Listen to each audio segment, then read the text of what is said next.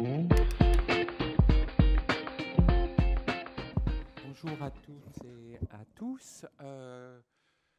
Dans ma brève présentation, je vais vous faire partir vers l'Asie. Et je vais vous faire découvrir un aspect parfois moins connu du sexisme, intimement lié également à l'avortement.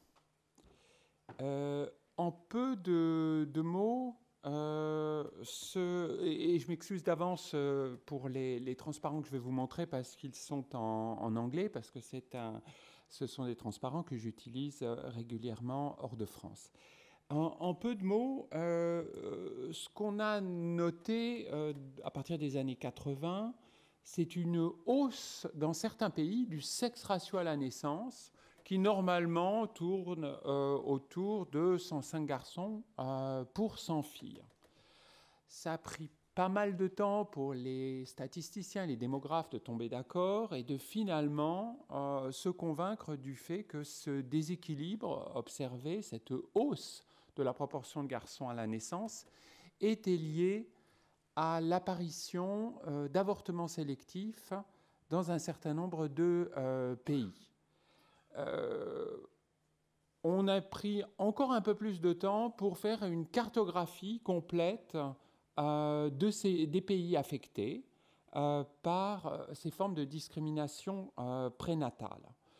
Elles sont liées évidemment étroitement à l'apparition de l'échographie comme méthode de détermination du sexe avant la naissance. Mais il faut savoir que ces formes de discrimination prénatale correspondent à un phénomène beaucoup plus large de discrimination visant les femmes et visant en fait les femmes également après la naissance et que mesurent cruellement les démographes par des taux excessifs de mortalité, notamment dans l'enfance, parmi les petites filles. Mais je vais ici me centrer sur les avortements sélectifs, sur ce qu'on appelle la discrimination prénatale ou la sélection sexuelle prénatale. Pour isoler clairement trois déterminants. Le premier, c'est, comme vous le voyez en jaune ici, c'est le fait de disposer d'une nouvelle technologie de discrimination qui se substitue dans un certain nombre de pays à d'autres technologies, disons plus anciennes, comme par exemple l'infanticide sélectif qui a été très longtemps pratiqué dans certaines régions d'Asie. Une seconde particularité qui est importante, qui est montrée en rouge, c'est le fait que la fécondité, donc le nombre de moyens d'enfants par femme, est désormais très bas dans un certain nombre de pays et donc conduit les couples à opérer des choix, non seulement en fonction du nombre d'enfants qu'ils veulent avoir, mais également du sexe de leur progéniture. Et c'est là qu'intervient le troisième facteur, en bleu, qui est le facteur le plus évident du sexisme, à savoir la préférence de genre qui est en général, sauf cas très particulier, une préférence pour les garçons et qui conduit donc les couples, les mères ou les familles au sens large à faire pression sur les parents, sur la mère, pour avoir au moins un garçon, parfois même en avoir deux. Alors le résultat, ce sont des sexes ratios à la naissance qui sont déséquilibrés dans un certain nombre de pays qui sont en général groupés les uns autour des autres. Donc nous voyons par exemple la Chine qui a longtemps eu les valeurs les plus élevées du monde, comme vous le verrez plus tard. La Corée du Sud, où maintenant la situation s'est rétablie, l'Inde également, mais on voit le Vietnam et puis d'autres petits pays comme Singapour ou Taïwan que je n'ai pas cités. Puis il y a un autre groupe de pays un peu moins connus qui sont les pays du Sud-Caucase, donc trois pays, l'Azerbaïdjan, l'Arménie et la Géorgie, où vous voyez également un sexe ratio qui est aux alentours entre 110 et 115, l'Azerbaïdjan est aujourd'hui réputé le pays où la discrimination prénatale est la plus forte au monde. Et puis un dernier groupe de pays où j'étais précisément la semaine dernière, situé dans les Balkans occidentaux, autour de l'Albanie, où vous avez des valeurs certes moins élevées qu'ailleurs, mais néanmoins déséquilibrées, aux alentours de 110 garçons qui naissent pour 100 filles, et qui indiquent donc la présence d'avortements sélectifs de fœtus féminins.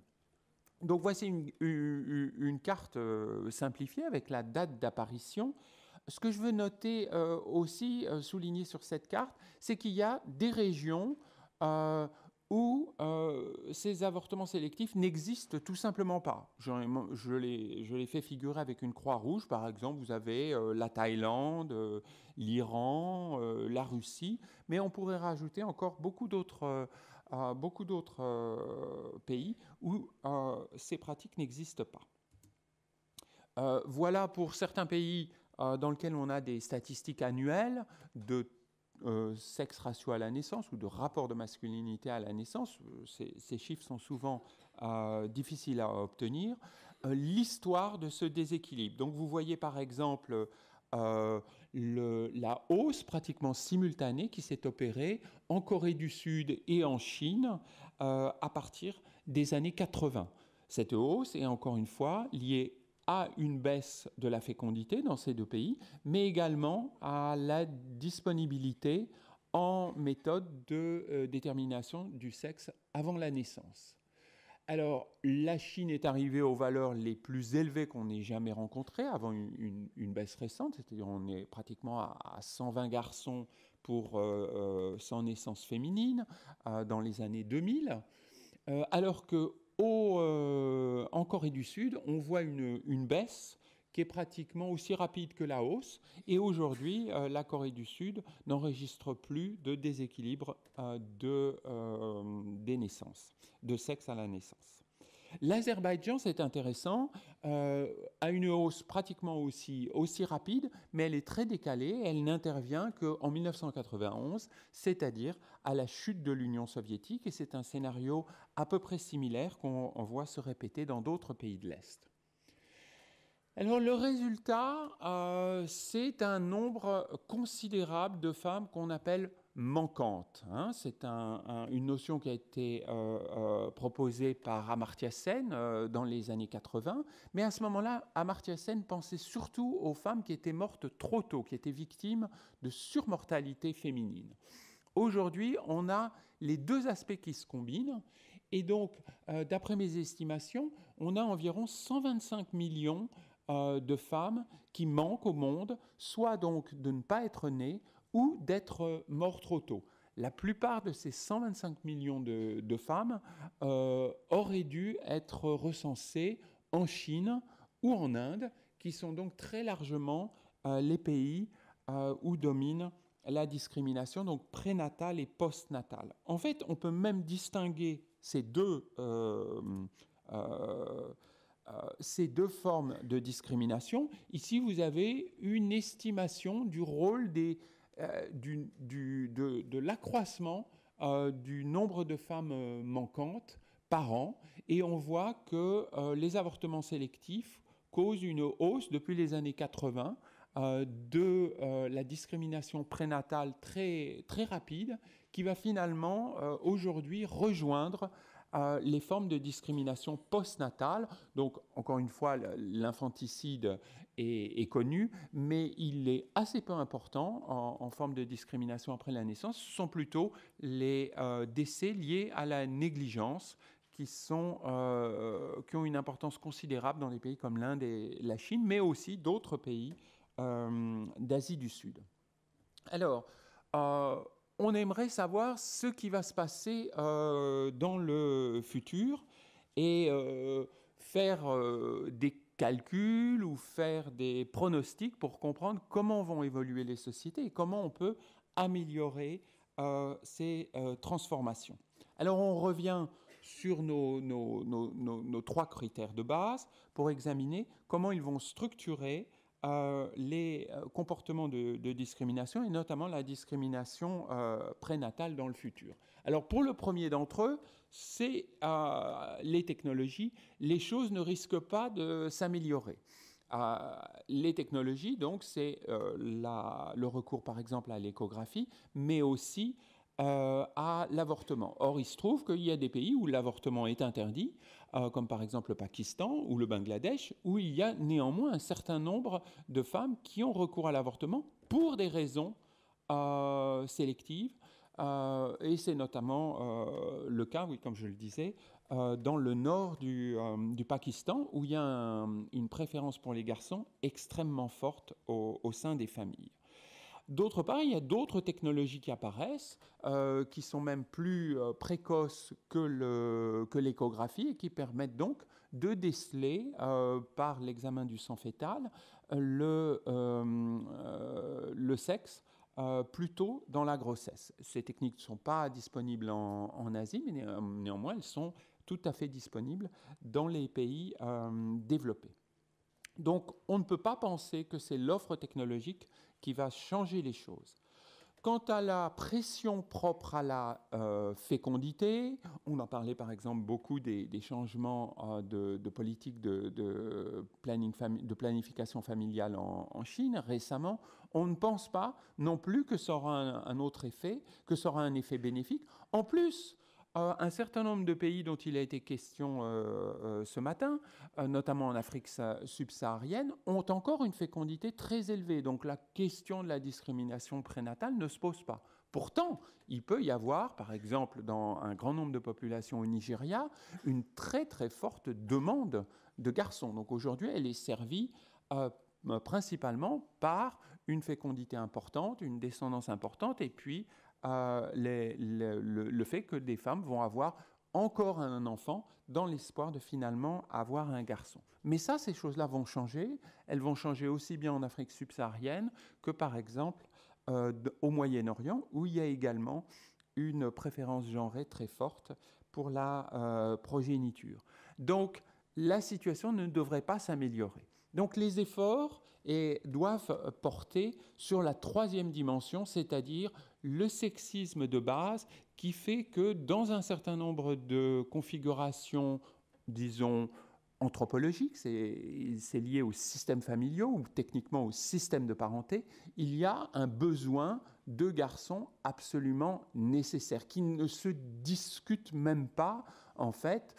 Les gens, dans tous les pays où je vais, ont beaucoup de peine à me l'expliquer parce que ça leur paraît une évidence qu'une famille ne se fonde que sur un garçon et que les filles étant appelées à rejoindre la famille de leur mari après leurs noces, n'appartiennent pas de manière durable à la famille et que la famille ne pourra se prolonger que par le garçon qui, du coup, recevra la maison et le reste de l'héritage, les terres, etc., au décès de ses parents. Donc, il faut transformer dans ces pays-là les attitudes. Il y a des transformations qui se font spontanément, tout simplement par l'accès aux femmes à l'éducation et à l'emploi, mais rappelez-vous que des pays comme la Chine ou le Vietnam sont des pays où la condition féminine s'est améliorée le plus rapidement. Vous avez énormément de femmes qui sont en grande partie autonomes économiquement, qui travaillent à des taux qui sont... enfin, les taux d'activité féminin au Vietnam ou en Chine sont supérieurs à ceux de la France, mais néanmoins, ce sont les femmes qui ont contribué elles-mêmes à stimuler ce projet, disons, patriarcal, pour le dire rapidement, de constituer la lignée familiale autour de la présence des garçons. Donc le changement n'est pas du tout acquis. L'effet de l'éducation et de l'accès à l'emploi et à l'autonomie économique prendront plus de temps qu'on ne peut le penser. Par contre, ce à quoi on assiste, c'est un affaiblissement du rôle de la famille, une individuation progressive, disons, à l'occidentale, et qui tend précisément à amoindrir la pression due au modèle familial, entre guillemets, patriarcale. Une autre chose est que dans beaucoup de ces pays, le surplus d'hommes va venir perturber la société 20 ans plus tard, et notamment la société dans son projet patriarcal de mariage et de reproduction, puisque un grand nombre de ces hommes, enfin une part significative de ces hommes, devront se marier très tard ou tout simplement ne pourront pas se marier. Alors, il y a beaucoup d'efforts, là il y a une partie de mon transparent qui a disparu, qui sont en cours, avec, notamment appuyés par des organisations internationales comme le FNUAP, qui essayent de mobiliser simultanément à la fois les activistes, les praticiens, les chercheurs et les gouvernements, avec une volonté surtout d'introduire des nouvelles législations, des nouvelles actions qui n'auront pas un effet négatif sur les femmes et notamment sur l'accès à l'avortement. Ben voilà, oui, ça apparaît maintenant. Ok, mais c'est beaucoup trop intelligent pour moi, ça. Donc, dans un certain nombre de pays, les gouvernements ont fini par réagir. Donc là, vous avez par exemple quelque chose qu'on trouve un peu partout dans le monde. Ici, vous le voyez, c'est en anglais, en hindi, on est au nord de l'Inde. C'est le fait d'avoir interdit la divulgation du sexe suite aux échographies. Donc ça, c'est des législations qui ont été introduites depuis longtemps en Inde, enfin depuis une quinzaine d'années, qui marchent d'ailleurs très très médiocrement. Et on a vu les mêmes choses être introduites, par exemple, il y a quelques années au Vietnam, avec un succès modéré. En fait, il y a pas mal de choses qui peuvent être faites. On a parlé donc de la fécondité. Je vous ai dit qu'il y avait un effet limité, mais sauf peut-être en Chine. La technologie, au moins que les praticiens qui gèrent des cliniques privées, pour l'essentiel, se rendent compte de leur rôle dans ce sexisme. Je vous rappelle que c'est quand même une des formes les plus effective et finale de sexisme, puisqu'elle prive les femmes de leur vie sur la base de leur sexe. Et donc le contrôle technologique est possible, mais il peut amener à des avortements illégaux, et donc en fait avoir des effets qui seraient pires que ce qu'on veut corriger. Donc les politiques aujourd'hui sont plutôt centrées sur l'affaiblissement de la préférence pour les garçons, soit par des moyens légaux, législatifs, par exemple pour interdire les biais et dans la répartition des terres au décès, enfin la transmission de l'héritage ou des terres, ou un certain nombre de dispositions qui visent à égaliser, selon la loi, strictement la situation des hommes et des femmes. Et puis cela se fait, et ça c'est l'action principale, par des campagnes pour rehausser la place des femmes dans des sociétés où elle est souvent vue comme secondaire, comme une personne circulant d'une famille à une autre et qui n'a pas de place centrale au sein de la famille. Je vous remercie.